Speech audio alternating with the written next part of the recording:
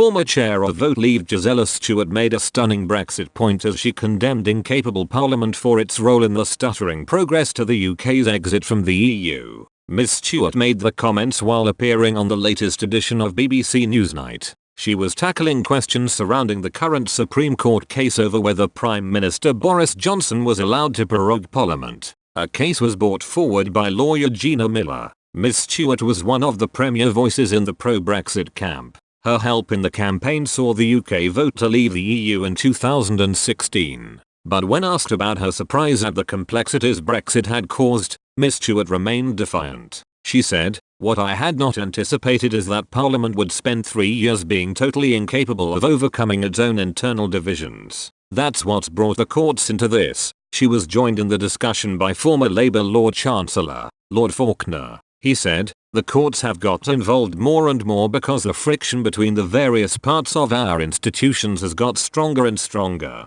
The courts are the only people who can resolve that friction." Supporters of Ms Stewart rallied behind the Brexiteer by voicing their opinions on social media. Many blamed the fact most MPs in Parliament were staunch Remainers. Others said a general election, GE, was needed in order to resolve the issue. One wrote on Twitter, "A lot of them don't actually reflect their Leave constituencies. Hence the need for a GE to kick them out so we get a Parliament that actually does represent public opinion." Another said, "GE will change the players. The players won't come off the pitch so the final whistle on 31/10 will resolve it." A third added, "Personally I always knew this was going to be extremely difficult. Clearly there never was a political will in Parliament to see the result of the referendum through, especially when the vote was so close, although by region and constituency it was clear cut." Today, lawyers for Mr Johnson will set out his case that his advice to the Queen to suspend Parliament was not unlawful. When the ruling will be made by the Supreme Court as to whether Mr Johnson proroguing Parliament was lawful or not, is not known.